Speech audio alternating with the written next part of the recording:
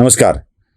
मनपूर्वक क्षमा. म्हणजे सुरुवातीलाच या व्हिडिओच्या प्रारंभालाच क्षमा या शब्दापासूनच सुरू करतो आहे.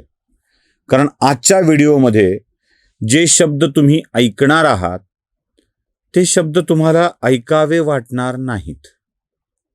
या शब्दांना ऐकवल्यावर तुम्ही माझा दर्जा ढासाळलाय का, चॅनलचा दर्जा ढासाळलाय का असं म्हणाल.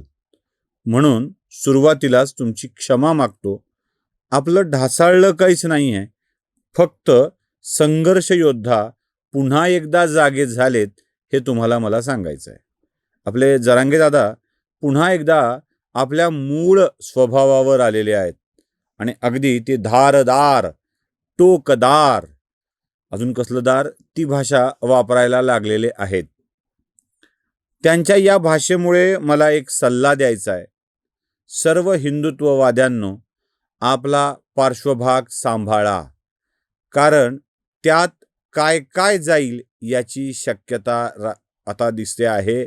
भीती वाटू लागली आहे की कदाचित तो पार्श्वभाग फाटून रक्तबंबाळ होण्याची शक्यता आहे. उगाच रक्त निघालं आणि मुळव्याध झालाय असं वाटायला नको, यासाठी हिंदुत्ववाद्यांनो आपला पार्श्वभाग सांभाळा.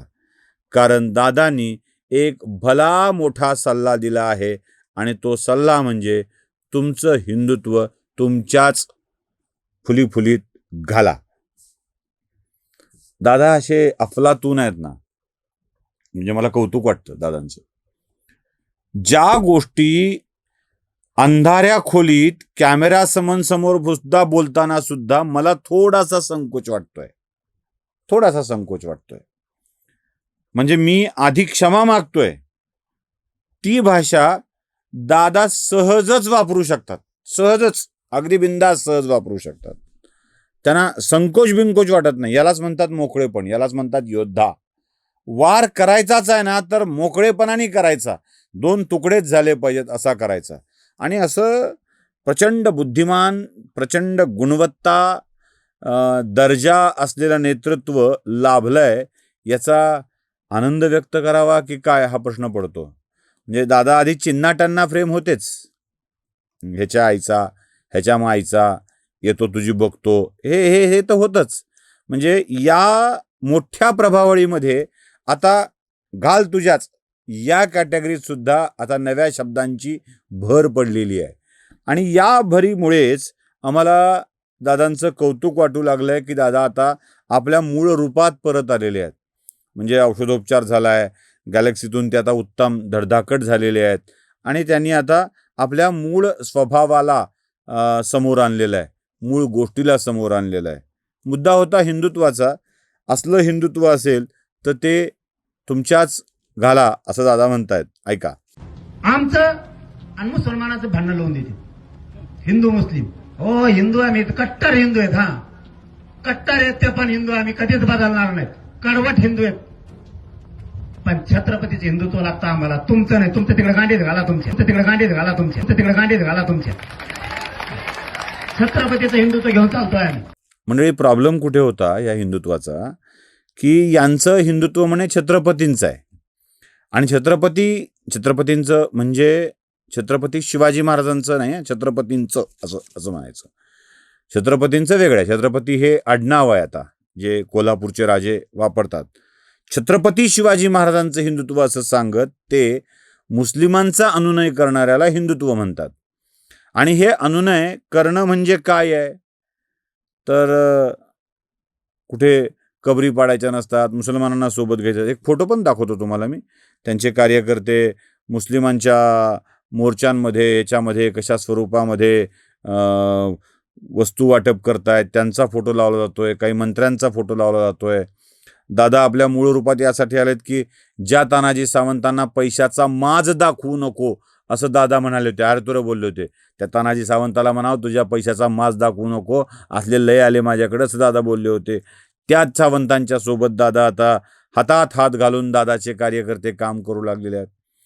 दादांच्या कार्यकर्त्यांनी ज्या प्रकाश सोळंकेच्या घरी त्यांच्या बेडवर जाऊन भला मोठा दगड टाकला होता आणि प्रकाश सोळंकेचं घरच जाळून टाकलं होतं, त्या प्रकाश सोळंकेंच्या बाजूला प्रकाश सोळंके दादांच्या बाजूला बसलेले दिसत आहेत. ज्या खासदाराला दादांनी स्पेशल ट्रीटमेंट देऊन निवडून आणलं, मुंडेंना पाळलं, त्या खासदारांच्या सोबत दादा दिसत आहेत. दादांनी आता आपल्या प्रत्येक नव्या गोष्टी सुरू केलेल्या आहेत. असो, मला त्याच्याविषयी आक्षेप का ना, म्हणजे उगा पुन्हा अजून म्हणायचं नाही कोणीतरी मला धुतला असे व्हिडिओ करण्यापेक्षा मला धुवायची बिवायची गरज नाही आहे. मागच्या वेळेला धुवून स्वच्छ झालेलो आहे मी, त्यामुळं त्याचा काही व्हिडिओ करायची गरज नाही आहे. मी दादांचं कौतुकच करतोय, कुठे शिवाय देत नाही आहे. दादांची भाषा इतकी उत्तम दर्जाची आहे की औरंगजेबासाठी जो शब्द वापरायला हवा तो दादांनी वापरून टाकलेला आहे. म्हणजे लगीन आहे लोकाचं, नाचतंय येड्या आपण म्हणतो ना, त्या कॅटेगरीतले ते शब्द दादा वापरतायत. ते औरंगजेब म्हणले कुठून तर आलतं ती बाहेरून तिकडून म्हणले येड्या भोकाचं. ऐका, मुसलमानाला चुकला तर आपण हाणून मुसलमानाला, आम्ही चुकला तर मुसलमान आम्हाला हानी. तिसरंच कारण काढीत एक उदाहरण म्हणून सांगतो, थांबतो मी तुम्हाला. ते सांगते ती संभाजीनगरला कोणाची खबर आहे काय? ते कोण आलं तर येड्या भोकाचं, ते आलं तिथं त्याची कबर झाली. देवेंद्र फडणवीस म्हणतो काढून फेका. ठीक आहे, काढून फेकायचे ठरलं. काढायला कोण गेले? मराठ्याचे पोर. नको काढू म्हणायला कोण गेलं? मुसलमानाचे पोर. आणि दोघांच्या मध्ये पोलीस कोणी लावले? देवेंद्र फडणवीस. कशी काढायची आता? ऐकलं?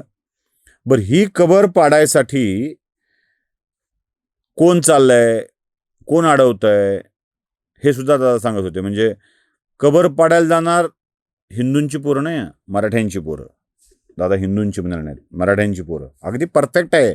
हिंदूंच्या मध्ये या हरामखोर हिंदुत्ववाद्यांना धडा शिकवायचा असेल ना तर असाच शिकवला पाहिजे. तोडले पाहिजेत, एक अशा जातीत वेगळे केले पाहिजेत, म्हणजे पुन्हा हिंदू करणार नाही. ते पाडायला कोण जाणार तर मराठ्यांची पोरं, अडवायला कोण येणार तर फडणवीसचे पोलीस. म्हणजे महाराष्ट्राच्या मुख्यमंत्र्यांना माझी एक सूचना आहे की फडणवीस हा शब्द उच्चारण्याचे एक वेगळे वर्ग घ्यावेत.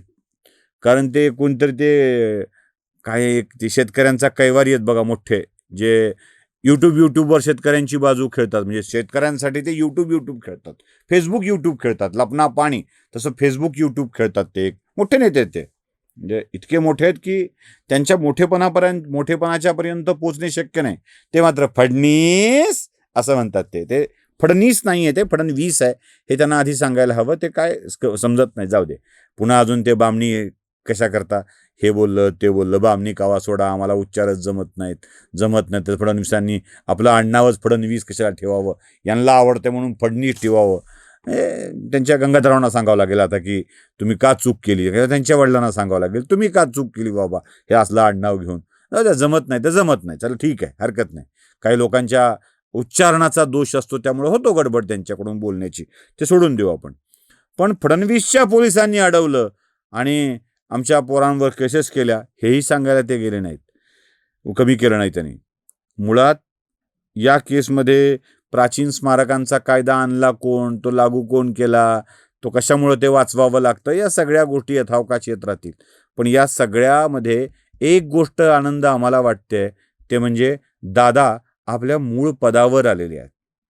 दादा आता पुन्हा एकदा गोधडीत शिरण्याआधी गोधडीत ठेवलेल्या स्पेशल परीटघडीतल्या शब्दांना बाहेर काढून आता ते त्याचा वापर करू लागलेले आहेत.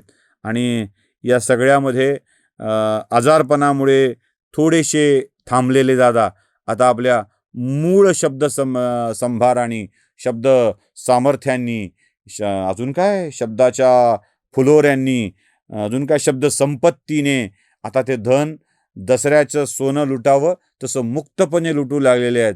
चला चला रे चला चला, आपला नेता शब्दांचे हे धन लुटू लागला आहे, तेव्हा त्यातली काही मौक्तिकं आपल्या ओंजळीत पडतात का बघायला चला. कारण या ओंजळीत पुन्हा कुणाची तरी GAND भडवा चिन्ना टन्ना हातात पडल्याबरोबर आपणही धन्य होऊन जाऊ. ऐसा नेता मिळे आम्हाला की आमचं भाग्यच थोर.